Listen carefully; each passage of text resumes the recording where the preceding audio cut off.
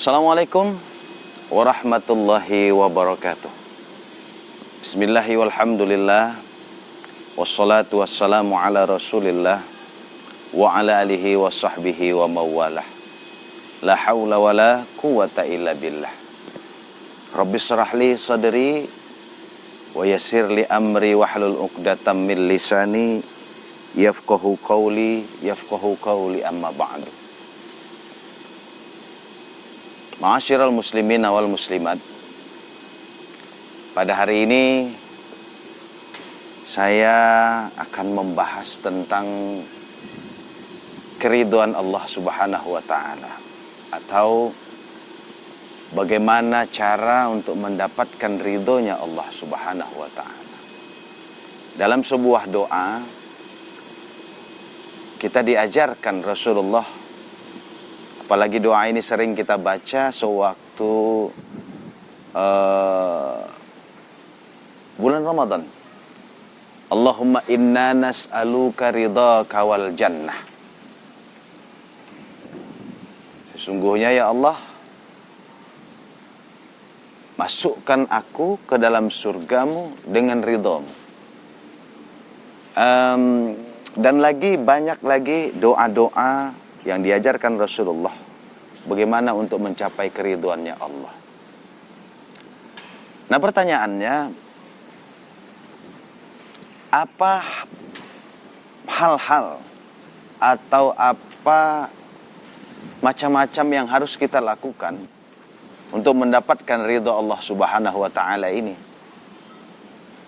Dalam sebuah hadis Rasulullah sallallahu alaihi wasallam, untuk mendapatkan ridhonya Allah, kata Rasulullah, ridhollah fi ridho walidain.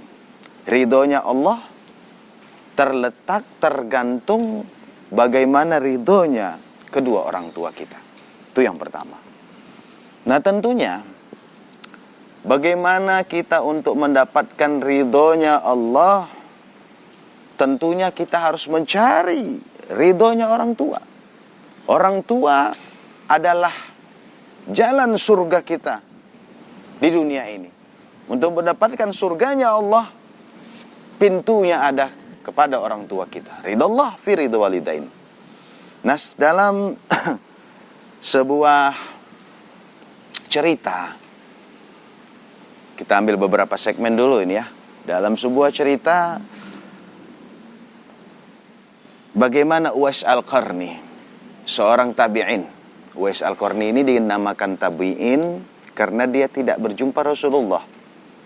Karena apa? Memang dia hidup di zaman Rasulullah, tapi Uwais Al-Qarni tidak berjumpa Rasulullah, hanya berjumpa sahabat Rasulullah. Ada di situ Umar bin Khattab, Ali bin Abi Thalib, dan sahabat-sahabat yang lain. Uwais Al-Qarni ini hidup di sebuah Yaman, di kota Yaman. Di kota Yaman dia hidup dengan ibunya yang sudah tua dan buta. Nah, kemudian Uwais Al-Qarni ini kerjanya mencari kayu bakar untuk dijual di pasar. Kerjanya nyari kayu, jual di pasar. Dia mendengar bagaimana Rasulullah dan beriman kepada Rasulullah tanpa berjumpa Rasulullah. Nah, pada suatu hari Uwais Al-Qarni ini minta izin kepada kedua orang tuanya. Ibu, saya ingin sekali berjumpa dengan Rasulullah. Kata Uwais Al-Qarni kepada ibunya. Kata ibunya, silahkan, tapi jangan lama-lama ya nak. Kata ibunya, aku sudah tua dan buta. Kalau kau pergi lama-lama, bagaimana aku di sini? Kata ibunya. Karena izin orang tuanya, seorang pemuda Uwais Al-Qarni ini, kemudian dia pergilah membawa beberapa perbekalan. Masa itu dia berjalan kaki tanpa mempunyai kendaraan. Tidak ada onta, tidak ada kuda. Berjalan kaki dari Yaman ke Madinah. Perjalanan berhari-hari, berminggu-minggu, bahkan mungkin berbulan. Sampailah Uwais Al-Qarni ini di Madinah. Kemudian dia tanya rumah Rasulullah di mana. Bertemulah dia dengan Siti Aisyah. istri Rasulullah Shallallahu Alaihi Wasallam. Assalamualaikum, katanya kepada Siti Aisyah. Saya ingin berjumpa dengan Rasulullah. Kata Siti Aisyah radhiyallahu anha, oh Rasulullah tidak ada di rumah. Dia pergi berperang bersama sahabat-sahabatnya. Kira-kira berapa lama lagi pulang, kata Uwais Al-Qarni. Wah, tidak tahu kalau itu, kata Siti Aisyah. Ditunggunya lah sehari, 2 hari, namun tidak ada tanda-tanda kepulangan Rasulullah. Akhirnya dia pun teringat kepada ibunya. Dengan sedih hati, dengan sangat kecewa, dia pun pulanglah ke Yaman. Sampai di Yaman, berhari-hari juga perjalanan dengan perbekalan yang minim, yang sangat sedikit sekali. Pulanglah dia ke Yaman berjumpa dengan ibunya. Dan beberapa hari kemudian, Uwais Al-Qarni ini, atau ibu Uwais Al-Qarni, mengatakan kepada Uwais Al-Qarni, Uwais Al-Qarni sangat taat kepada ibunya. Seorang pemuda yang taat kepada ibunya. Apapun dia lakukan demi ibunya. Kata ibunya Uwais, aku ingin haji, kata ibunya. Kata ibu Uwais Al-Qarni. Uwais Al-Qarni terdiam, sahabat. Uwais Al-Qarni terdiam, para jamaah. Kenapa dia terdiam? Bagaimana caranya dia membawa ibunya? Dia tidak punya kendaraan, dia tidak punya perbekalan yang banyak, dia tidak punya duit dan tidak punya harta. Terdiam dia. Akhirnya Uwais Al-Qarni ini berpikir berhari-hari. Dengan hasil jual kayu ini, dibelilah anak sapi. Anak sapi yang masih kecil dia beli. Dia gendong anak sapi ini setiap hari. Pagi, siang, sore dia gendong mendaki bukit. Dia gendong sampailah 6 bulan lamanya. Bayangkan sahabat, bayangkan jamaah. Anak sapi yang dia gendong berhari-hari ini, berbulan-bulan sampai 6 bulan ini, tentulah menjadi besar. Sampai bahunya kapalan tuh. Kemudian dia bilang kepada ibunya, ibu, ayo kita naik haji. Kata ibunya, naik apa? Di pangkuanku atau di gendonganku, biar saya gendong, kata Uwais Al-Qarni kepada ibunya. Akhirnya berangkatlah mereka dengan perjalanan digendongnya ibunya, Masya Allah, luar biasa. Nah kemudian sampailah di Makkah, di depan pintu Ka'bah itu. Uwais Al-Qarni mengadahkan tangan, ya Allah, ampunkan dosa ibuku ya Allah, masukkan dia ke dalam surgamu ya Allah, katanya seperti itu. Ibunya berada di samping Uwais nih, samping kirinya. Apa kata ibunya? Dengan meneteskan air mata, ibunya mengatakan, Uwais, sudah cukup apa yang kau lakukan kepadaku. Pintalah untukmu, kata ibunya. Pintalah untukmu, sudah cukup semua yang kau lakukan kepadaku. Nah, jamaah sekalian, tentunya dalam kisah ini sampai-sampai Rasulullah Shallallahu Alaihi Wasallam bersabda, mengatakan kepada para sahabat, karena Rasulullah tidak berjumpa dengan Uwais, nanti kalau kamu ketemu Uwais, pinta doanya, karena doanya diijabah oleh Allah, karena doanya makbul. Apabila Uwais menengadahkan tangan ke langit, pintu langit terbuka. Gara-gara apa? Dia mendapat ridhonya Allah. Karena apa? Sudah mendapatkan ridhonya orang tua. Ridho Allah fi ridho walidain.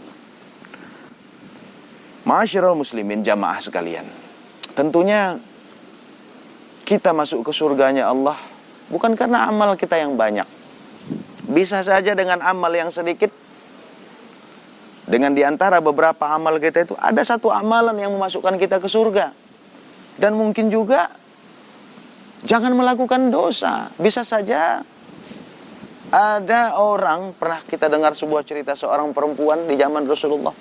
Kata sahabat, si fulanah itu ya Rasulullah, seorang wanita, ibadahnya banyak, puasanya rajin, sholat tahajudnya rajin, sedekahnya rajin.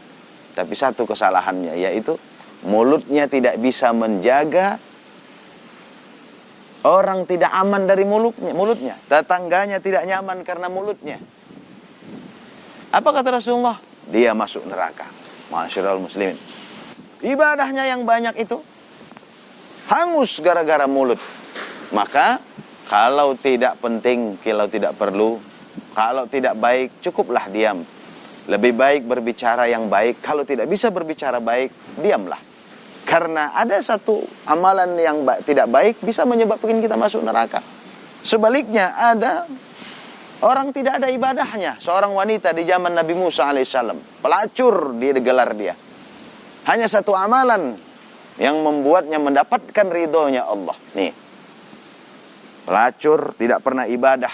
Pelacur ini sangatlah kehausan di sebuah padang pasir. Ada sumur, dia minum. Dibukanya sepatu khofnya. Sepatu khof itu seperti kaos kaki dari kulit. Dia ambil, dia haus, dia minumlah. Turun dia ke sumur. Setelah dipakainya lagi sepatu khofnya, dia berjalan, dia melihat seekor anjing. Cerita ini kita semua udah tahu ya. Dia lihat seekor anjing yang menjulurkan lidahnya. Kehausan.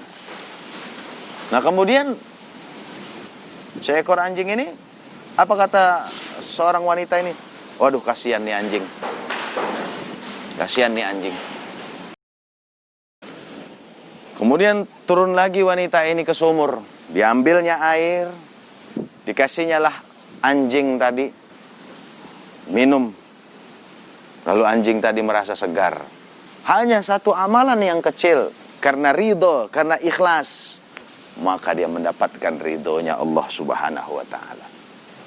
Ma'asyiral muslimin, tentunya di berbagai cerita yang saya sampaikan ini, intinya adalah ikhlas beramal. Mari kita ikhlas beramal.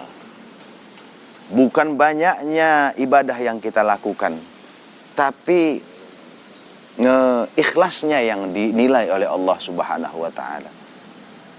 Kemudian bahkan Rasulullah SAW mengatakan ada amalan-amalan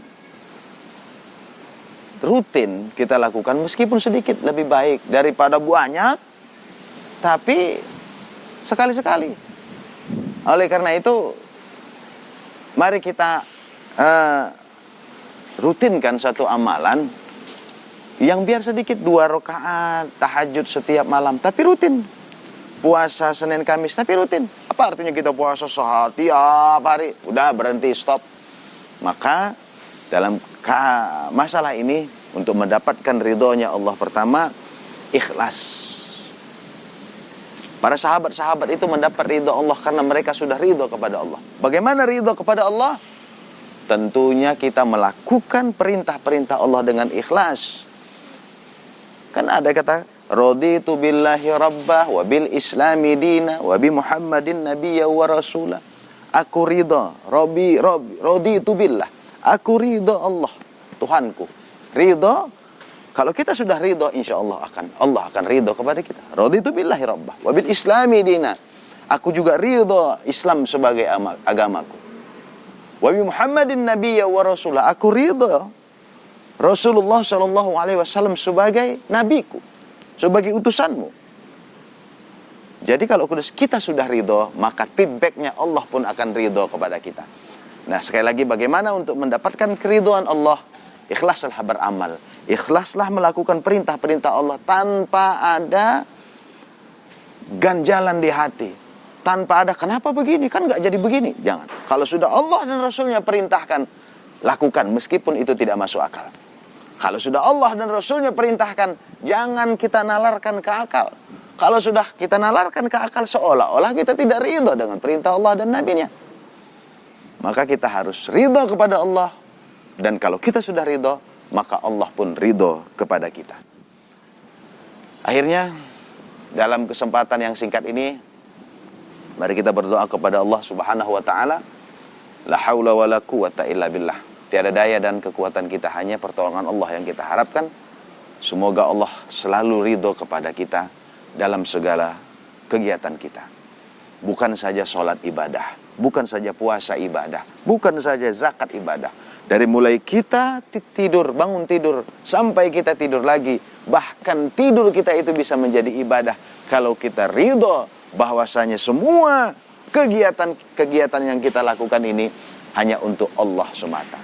Jika sudah itu yang terjadi, maka keridhaan pun akan kita dapatkan. Ini saja dulu kesempatan yang dapat saya sampaikan, mudah-mudahan dapat bermanfaat buat jamaah sekalian, wabil khusus saya sendiri. Semoga Allah senantiasa meridhoi kegiatan-kegiatan yang kita lakukan, ibadah-ibadah yang kita lakukan, dan dengan ridhonya Allah maka dimasukkan Allah kita ke surganya Allah Subhanahu wa taala. Usikum wa nafsi bi taqwallah wa bihi nasta'in. Assalamualaikum warahmatullahi wabarakatuh.